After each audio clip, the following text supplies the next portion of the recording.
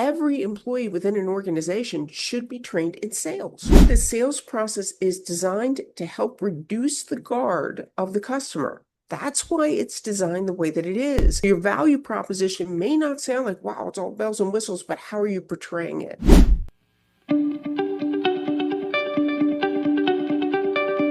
What one key piece of advice would you like to give to all the entrepreneurs and leaders, watching and listening today? Hey, and welcome to another episode of the Business Growth Show. I'm your host, Ethan Cassiotis. And today I have a powerful guest. Her name is Gail Kasper, and she is a world-class keynote speaker and trainer, a two-time TEDx speaker, author, and television host. Gail sets the gold standard as a master speaker and trainer with programs that center around sales, leadership, and customer loyalty. Fortune 100 and multi-billion-dollar companies have invested in her methodologies where she delivers high-level customization unmatched by any other speaker nationwide. And to date, her strategies have reached millions of people, whether through a speaking event or hundreds of national print, radio, podcast, or television appearances. And she's the author of Unstoppable, 6 Easy Steps to Find and Achieve Your Fire, and also Sell Like a Cockatoo, How to Master the New Way of Selling in a Rapidly Changing World. And if you're in for a long-term change in disciplines from your team and an increased sense of confidence with tangible revenue results, Gail delivers. Welcome, Gail, and thank you for being on the Business Growth Show. Nathan, thank you for having me. Thank you for that great introduction. You're Thank you very for that. I'm welcome. so happy to be here. You're very welcome. I'm sure it's awesome. It's definitely fitting to have a great intro, and I'm sure it's going to be very impactful for everyone watching and listening now. And you are a successful entrepreneur. So for those people who don't know who you are, please introduce yourself by telling us a bit more about you and your journey. Yeah, well, it didn't start off with me as a speaker. It started off with me at 19 years old. I moved to California with no car, no job, no idea where I was going to live, and I had to figure it all out. I remember one time I had called my father and said, "Hey, will you co-sign for a loan for me?" Because the travel in the Los Angeles area was very difficult. And my father was like, "No, Gail, you got to do it on your own. You got to figure it out." So I had very humbling beginnings. I started working basically minimum wage, 16-hour days, 7 days a week. I stayed out in the Los Angeles area for about 5 years and came back and still found myself in the business world. And I continued to evolve and grow and step out and take risks. And that's when I stumbled upon the idea of being a manager, finishing my degree, and I fell in love with the idea of helping people achieve. So I stayed in the world of getting educated. I ended up at a training organization, worked for them, and sold the programs at the same time. And then overnight, about a year later, found myself out of work and in my own company. So once again, starting over again from the very beginning. And my training had started with one individual. I was coaching them on sales, and I made $500. So it has grown to where I trained multiple locations. So that one person turned into multiple locations, which turned into ADT Security Services, the largest security company in the world. They had a training university, but they used to send their people to me.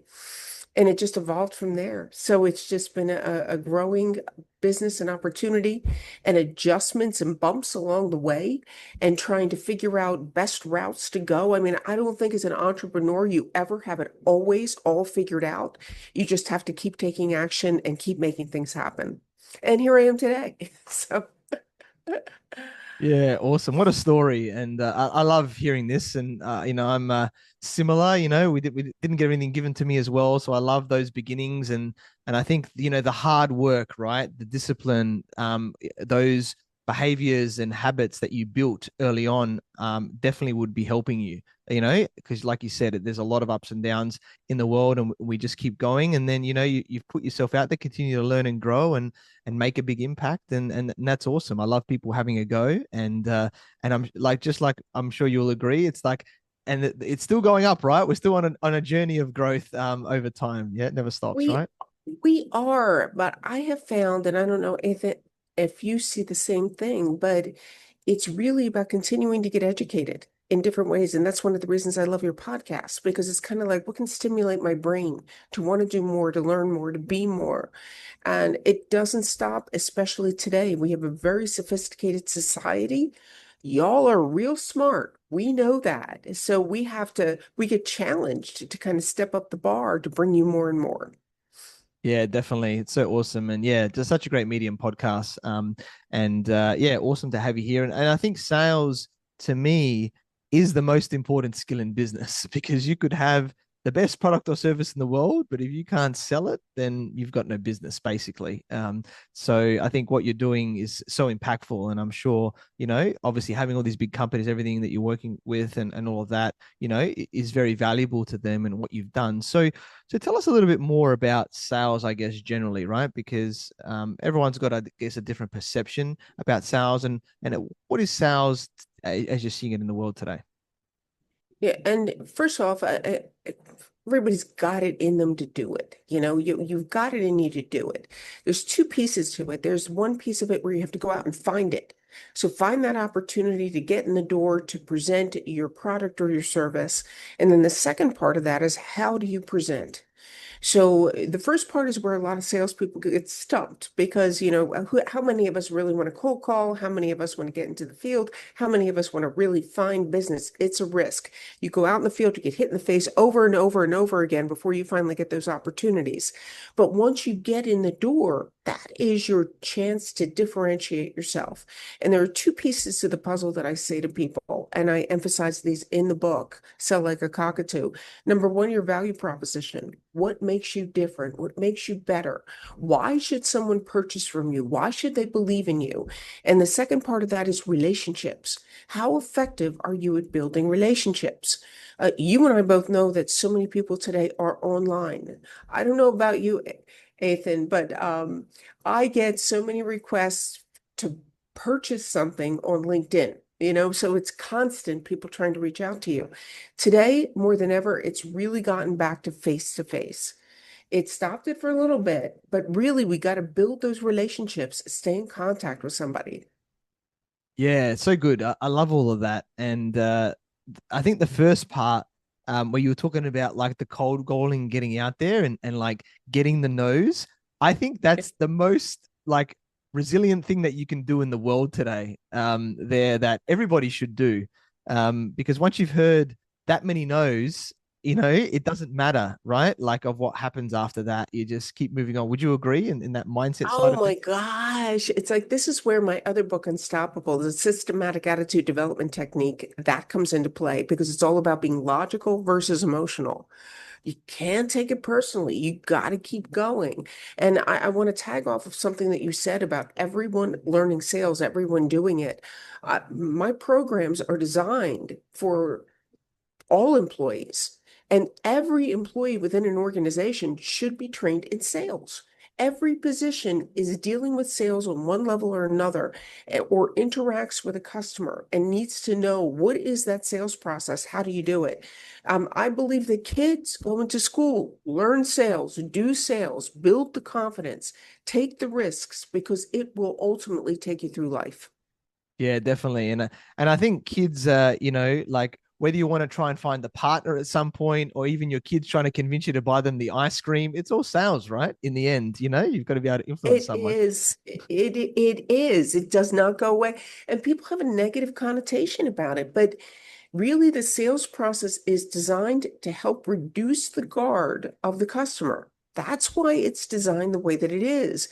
Whereas, it used to be years ago, you go in and you just are pitched a product and it's very on the spot. Today isn't that way. It's about how do you connect? How do you build rapport? What questions are you asking? And then moving through the rest of the sales process. So, but it's relationship built. It is not meant to be pushy and forced down someone's throat. It is meant to be a process and take your time with it. Don't rush the steps.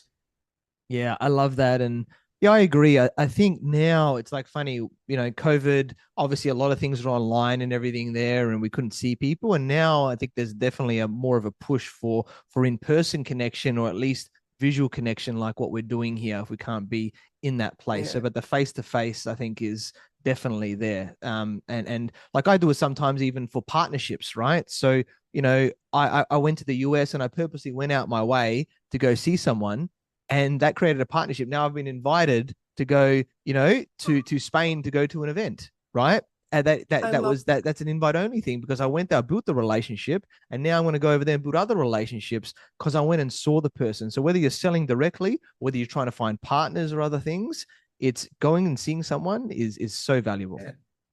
Oh my God, it's critical. It's critical. The impression that you make with someone, you can never make that same impression through a keyboard, through your phone. You can't do it. I mean, there are videos, of course, that come out on social media. They do a great job of building that rapport, but you want to close that sale with that human touch to know that somebody is there, that they're going to follow through, that they're going to carry it out, that they're going to be there for you as a customer. So, yeah, nothing beats the relationship. And like I said, our phones, unfortunately, have taken away from that. Yeah, exactly. And um, let's talk just quickly about the value proposition, right? Because you mentioned it there, and it's like, what makes you different? And I think, that I guess there's the person side, and then there's the product service side, right? Here that I'm seeing it. But I'd love to know from your perspective of some tips that you can get people of how they can really, portray themselves as being uniquely different. Yeah. Yeah. Yeah, gosh, I have a gift that I could take anybody's value proposition and turn it into gold. I just have a gift to do that. So let me see if I can just come up with a couple tips and tools that would be beneficial for everyone. And first off, I would say to everyone out there, don't feel that just because your background is different than what it is you're selling right now, that it is not applicable. So what is it about your background, your communication skills, your education, a job that you've had in the past that you're bringing into this current position? And as an entrepreneur, what's the path that you took? Because people, when you share your value proposition, are connecting to you. So who are you as you bring that through the process?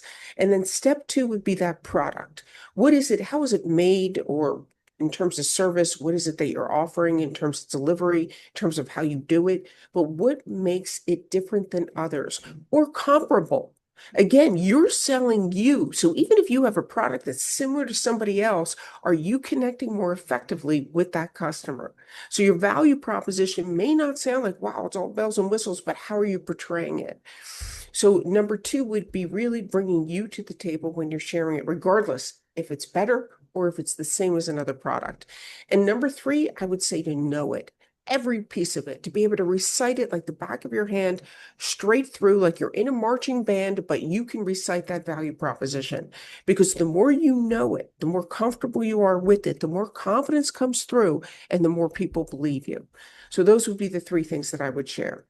Yeah, I love it. So true and so effective. And yeah, one thing I've learned from one of my coaches was like the most certain person in the situation influences the other person, right? Which is Yes, yes, that's exactly right. Every time it's the person that's just really standing out with the presence and the body language and the tone of voice and their words. People are drawn to them. That's exactly right. exactly. So like what, Gail was talking about here, it doesn't really matter exactly what you say. You don't have to be polished, completely. You don't have to do that. It's just your energy, your conviction, your certainty in the situation going, this is what I'm about. I'm here to help you in whatever that is. And that will likely get it over the line, there. Yeah. So And of course, if you add to the tail end of it any testimonials, what other customers have seen and felt with your product. That just is like the icing on the cake. That's the extra that just says, hey, I'm credible. It's worked. Buy from me. Trust me. Basically, trust me. yeah, definitely. Trust is extremely important. And Yeah. let's talk a bit about the sales process. You mentioned it a bit there, right? And you mentioned rapport, which is obviously important in the trust side of things as well. But do you want to just maybe highlight, maybe just at the high level, a few of the steps for people, just for those that don't understand, maybe, and that we don't want to make sure we don't skip, like you're mentioning, any steps in the process. Yeah. And I'm going to re-emphasize that. Learn the steps, know the steps, develop the confidence in the steps. Don't deviate from the steps. We have a tendency that if somebody is really excited about our product or service, we skip over steps. because we're like, awesome, I'm going to close this deal. But then we get down to where we push for the close, and the customer's like, well, you know what? I want to think about it. And sometimes that's because we skipped over steps and we didn't build the rapport. So, yes, that first step is rapport. Build the relationship, the warm, the fuzzy, that can bridge right into what I call bridge questions, which is tell me a little bit about you. Tell me a little bit about, what you're looking for. What are your needs? What are your wants? So the questioning piece would be number two. You're finding out more about how this product is going to satisfy them, satisfy their wants and needs. And then number three is where we go into our solutions, the product itself, the value proposition, what we offer, because now at this stage of the game, the customer is ready to listen to us. So they were doing all the talking. Now we get the chance to do the talking with the goal of making the close so easy and seamless. So that step-by-step process just takes us right through it from rapport, uncovering needs, solutions, and then closing. Beautiful, awesome. I love that. And I know there's different ways when I speak to salespeople, right? I love everyone's got this sort of different ways of doing things, and I'm keen to hear yours because I know obviously we do it right, we're just going to get the sales. 100% sales conversion rates is not going to happen necessarily. So there's going to be objections or things that come up right in the process. So what are some tips, or how do you sort of think about that when you get to that point further down of like how do we improve what we're going to do and get the outcome if we know that we're going to really help the other Yeah, person. that the dreaded objections, the dreaded objections. Ah, and they are, especially if we're not prepared for them. So before you eat, when I talk about preparation, I'm really big and huge into preparation because it reduces anxiety by 75% just when you prepare. So if you were to stop and think about, okay, what are the most common objections I get? What are the responses to those objections? So to really map them out, but to not only map them out, but to say to yourself, for every time that customer comes back and says, well, I don't know, I want to think about it, or the price is too high, you have to make sure that you have a comeback. Well, the price is too high based on what? You might go back to your value proposition, but you should have at least three comebacks for every objection. So it shouldn't be like, okay, well, they say the price is too high, and all of a sudden I'm negotiating price. You never want to jump just to the negotiation. You want to take your time through that process. You fight for value. If you jump to the negotiation where it's just about money, you've just deflated your value. So you've got to have three comebacks for every objection. Take your time with the process. Stay confident in the process. We have a tendency, and I talk about this more in Sell Like a Cockatoo because I offer over 50 body language and tone of voice techniques in that book. But when it comes to objections, if you feel deflated or they say something you're uncertain about, your tone of voice might go up. You want to make sure you maintain that lower pitch voice. You want to maintain that posture. You want to maintain the eye contact, nothing that's going to take away from what it is you're selling and what it is you have to offer. Yeah, I love that. It's I love the three comebacks. It's not just like having one. It's like be so prepared and it's like because you never know where it's gonna go, right? And you gotta and I love that, yeah, the value, right? It's easy for someone to price shop, but they might not even be like looking at the same thing. They might just, you've got to make sure that That's exactly they're right. comparing it, right? In the same way. Yeah. Yeah. And Athen, when you do that process and you're cool throughout, like you're calm, you're not stressed, you're not trying to think of what you're going to say next. You're just cool through that process. That calmness transfers over to the customer. They start to feel calm. And the more calm they feel, the more confident they are in their decision. So it's a very calm, smooth process. It's nothing to get stressed about. Yeah, I love that. And I know when I've like you probably do this as well, like before I go on stage or might be an important meeting or something, I give myself little pep talks and things like that to sort of get myself in a frame of mind. Is that something that you might recommend people before they go into like a sales situation? Yeah. Because here's number one, if you're prepared, you got that. You got it. So that's number one. And number two, how did you prepare to get there? Did you get some sleep? Did you eat something before you showed up? So you feel awake, alive, you feel in a good headspace. You've left your baggage out of the car, if it is a face-to-face meeting or in another room, if you're doing a Zoom.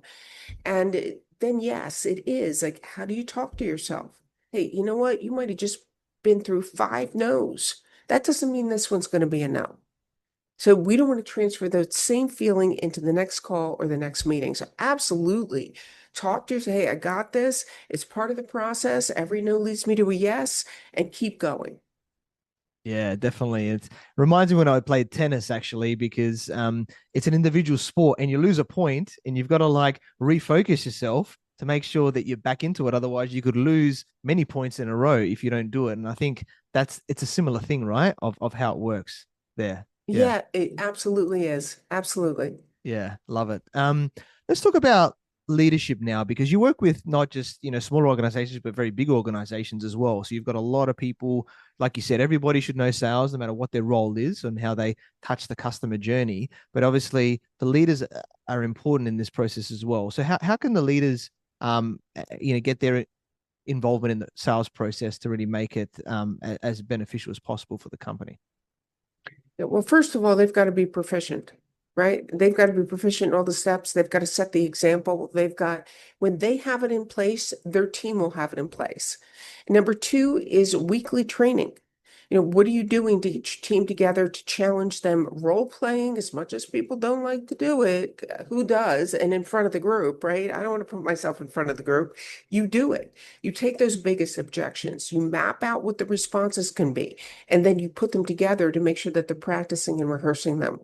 So it is a step-by-step process to continue to help them. You can set time aside, which I've done with sales teams, where they have to prospect or cold call or reach out to new opportunities or even contact existing customers. Sometimes there's an opportunity to upsell those existing customers.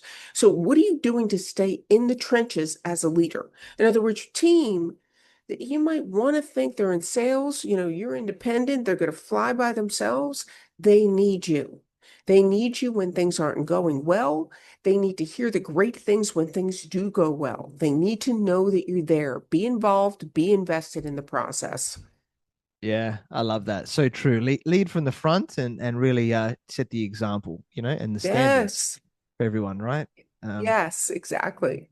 and like one thing I see in sales, it's interesting one is like we hear like A players, right? Like we want in organizations. So like obviously you're going to have different, depending how big the sales teams are, how many people are involved.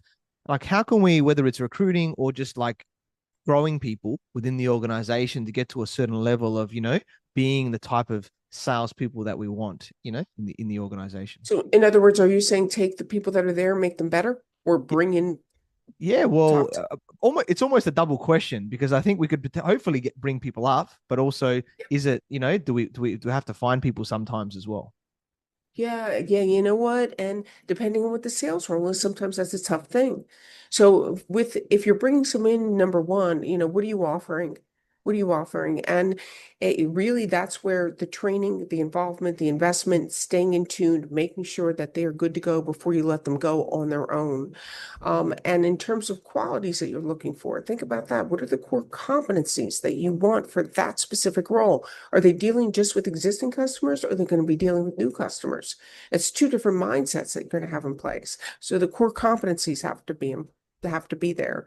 And in terms of growing the team that's there, okay, where are they now? Where are their strengths? Where are their weaknesses? What areas do they need to focus on and build? Because once you have someone in place and you've invested time, you don't want to lose them. It costs you money to rehire and bring somebody else back in there. So make sure that you are in touch on a monthly basis. Hey, this is where you are. This is what's working. This is what's going well. These are some of the things that we can refine or improve upon within your sales presentation, within the cold calling process. So you've really mapped it out to really guide them and not leave them stranded, but to push them forward. Yeah, love that. Definitely grow the team, and yeah, I love the weekly stuff, the monthly stuff that you're saying, right? Because you're really on top of it and being very proactive in their process. Yes. And yeah, is there any other things I guess that you're seeing now where you're working with companies that really what they're creating with being the standout companies? Yeah, of today with sales. Well, the very best companies out there are always training. And that doesn't mean just themselves, but they're bringing in outside people because they're constantly getting the brain and the mind working and challenged in different ways to provide different opportunities for their customers. And the investment is there for those teams, meaning that leadership is like they're behind it. They want to see the growth. They want to see the development. Some of the challenges I see in organizations today is definitely with getting out and building business. Nobody wants, it's hard. It's a hard thing to do to put yourself out there to face that level of rejection. So the investment is even needs to be stronger when that's going on so that they're part of the process. And then learning it. There are companies I go into because we talked about the level of customization that I bring in, that I know the value proposition stronger than they do. So I can't know it better than you. You have to be invested in your own growth. You have to be invested in learning as much as possible so that when you're out in the field or you're one-on-one with a customer, you're doing your A game. Yeah, I love that. So true. And something I'm interested to hear from you, because you probably see it with more people, is the about the younger generation. Because I think the older generation, we've sort of gone through the hard work a lot more and stuff like that. This younger generation have everything on the tip of their finger, the instant gratification and things like that. What are you seeing from that in the market? And maybe do we have to treat them a little bit differently or teach things, to the younger people that are maybe in their early 20s and that, coming through? Yeah. And the earlier generations, I mean the younger generations, they love inclusion. They want to feel part of a process, part of a team.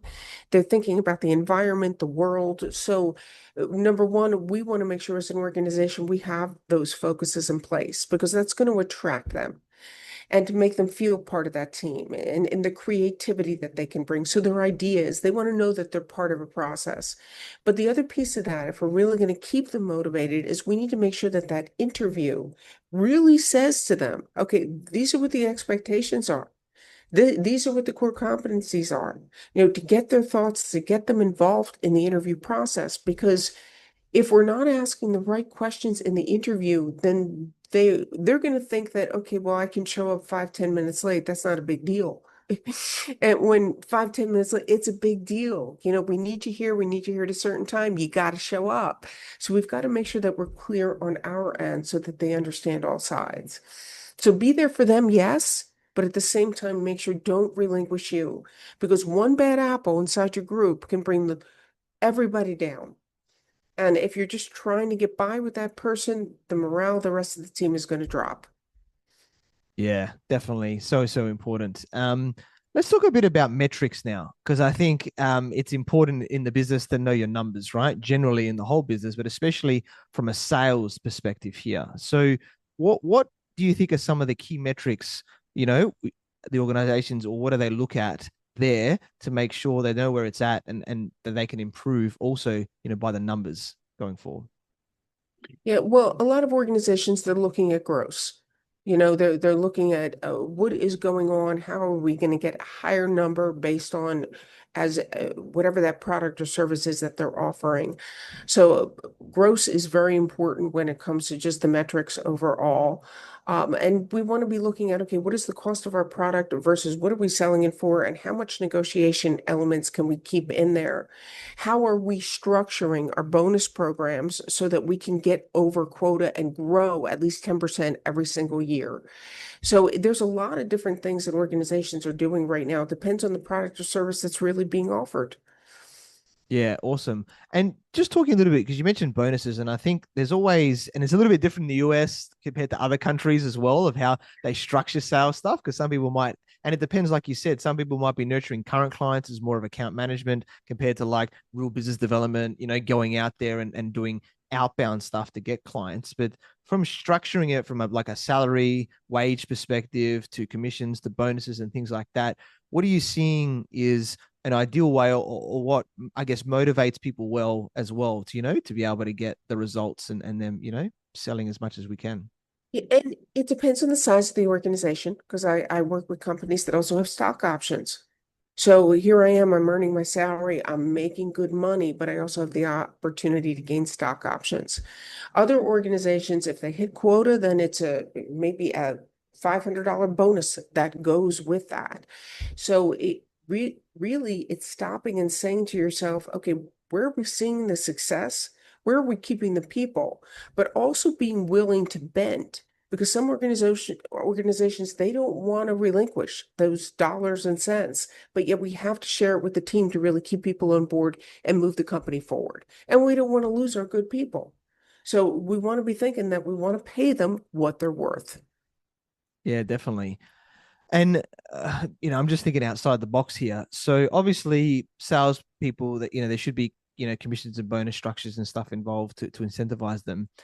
You mentioned like the whole organization, I guess, is involved in the process, right? So is there other Yes. things that people that might not be directly selling can also get benefits and things as as the company grows and hits targets and that as well? Yeah, I've seen situations where people come in at 100% commission. I've seen people come in and they just get salary. And I think what's important is that the company looks at what are they looking for long term? How easy is it to sell the product? Are you giving your sales rep existing customers as well as asking them to pursue new customers so they can count on a certain amount of revenue for themselves that's going to come in? So I think it's the big picture that we want to look at. Again, the goal here is we want to keep our people and grow the business. So if we're going to be stingy on one end, we're going to lose out on the other end and potentially lose good people along the way. Yeah, no, I love that. Awesome.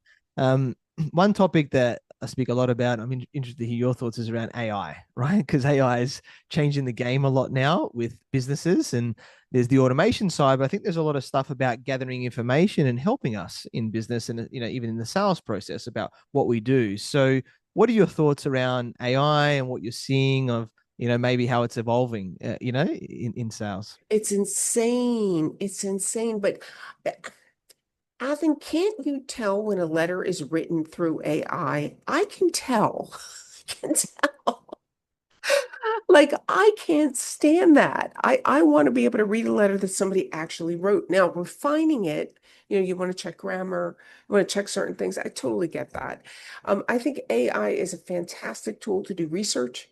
You want to do a competitive analysis, look at other organizations versus yours and what makes them different. You wanted to dig a little bit deeper into your product or the specificity in terms of how it was built. I think that is a great way to do that. I have used AI just to open my mind to different creative ideas. So even if I'm looking for, okay, what are other opportunities I might want to utilize to gain more customers or to go out and find a new customer base, I think it can be a fantastic tool. I would just suggest that if you're sending something and writing to customers, make it you, make it authentic, make it connected, because AI can get pretty fancy. And sometimes it's just about being simple and straight and to the point, and that's what connects the customers. You do. Yeah, definitely. You can't just delegate everything to AI, everyone. I agree. Oh You're my gonna, God, wouldn't it be great?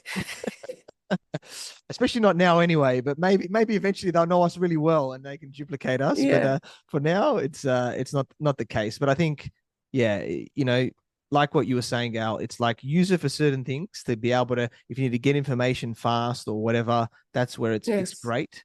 And Yes. then put your own touch on it as well. So yeah, Yeah. awesome. Yeah. So I have such a love-hate relationship with AI, because it is an amazing tool. It's amazing.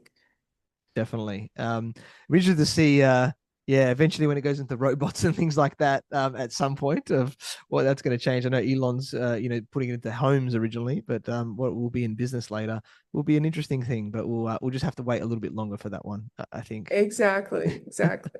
Nice. Well, let's talk about your new book, Sell Like a Cockatoo, How to Master the New Way of Selling in a Rapidly Changing World. So, yeah, tell us a bit more about this. What can we learn from this? It takes a step back from sales and it says, where can we be better as sales representatives? So it elevates the level of your presentation. So if you're saying, okay, my value prop, it's good, I think it could be better, this book is going to help you make it better. It's going to help you analyze what it is you're doing now and how do you improve upon it. If you're thinking, okay, well, how are my questions doing? Could I be doing a better job with questions? It gets into 5 different types of questions, from bridge questions to the product questions to the hardcore questions. So really helping you dig deep with the customer to get to the return on investment as to why they should purchase your product or service. And it builds relationship. That's what cockatoos do. They're around for 60 years. So I reference, what would it be like for you to have a 60-year relationship, with your customers? Because everything today is how we connect and how we stay in touch long term, how we follow up, and how we continue to stay connected even after that sale is done. So referrals, networking, it offers over 50 body language and tone of voice techniques that we can be aware of so that we elevate the level of our presentation so that we go in and the competition can't compete with us. So those are just some of the differences that you would find in Sell Like a Cockatoo. Yeah, I love that. It sounds like an amazing book. I look forward to getting into that more. And I know you've got a special offer for everyone as well. Yes.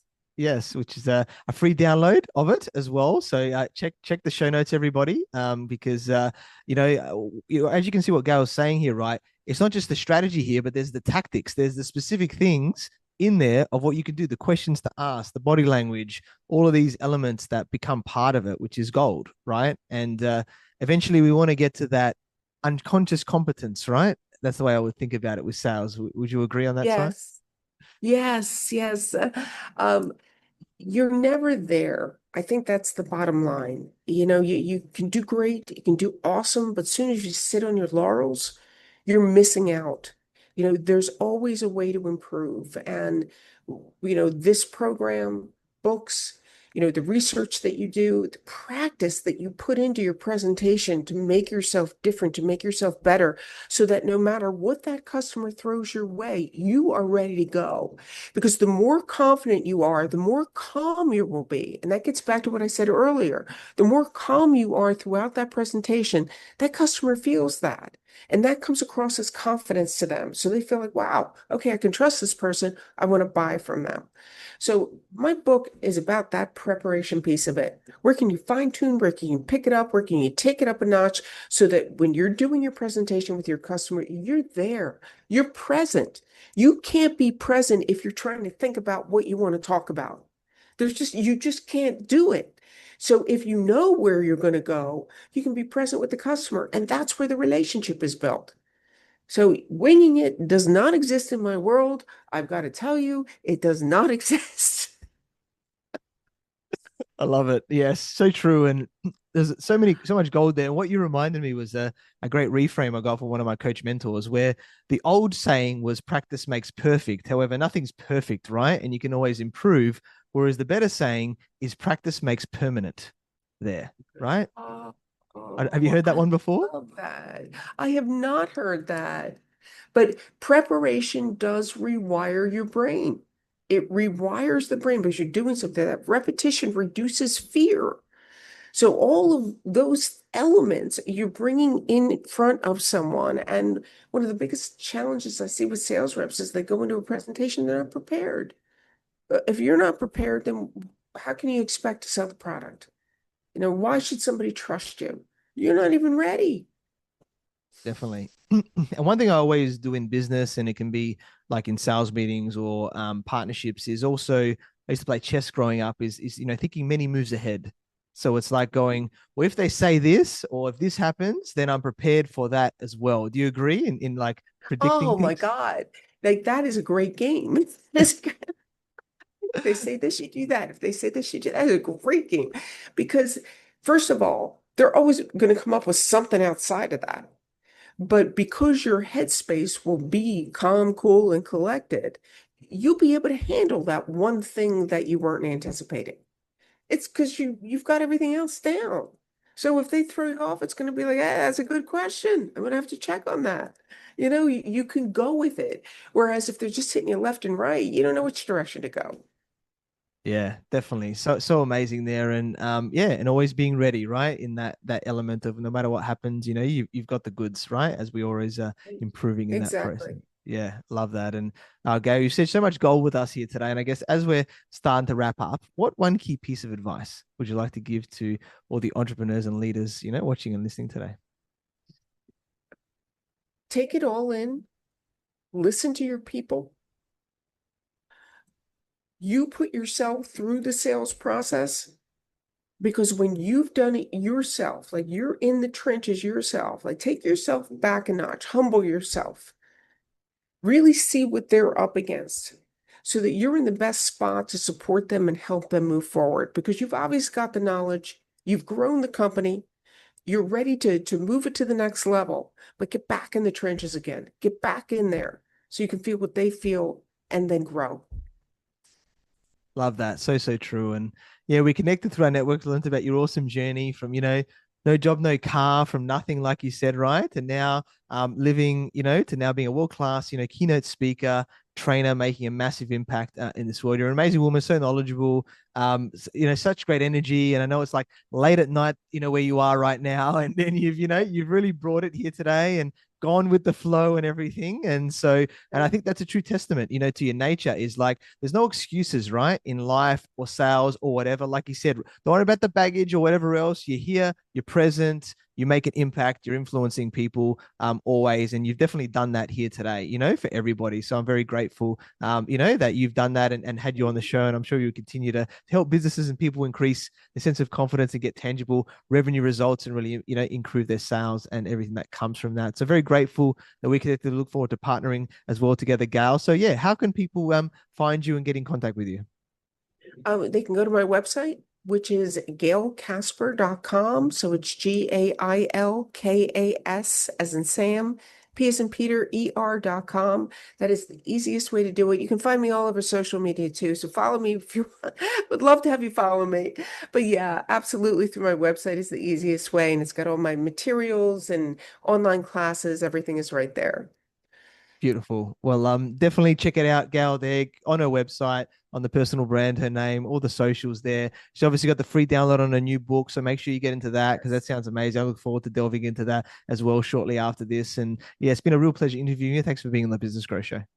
Oh my gosh, thank you so much for having me. And thank everybody for listening. Thank you.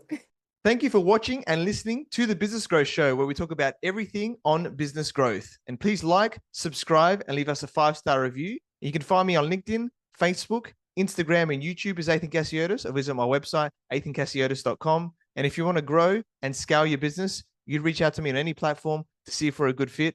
So until next time, remember that our business grows where we learn skills and take action using them in spite of fear. So let's create wealth and freedom together.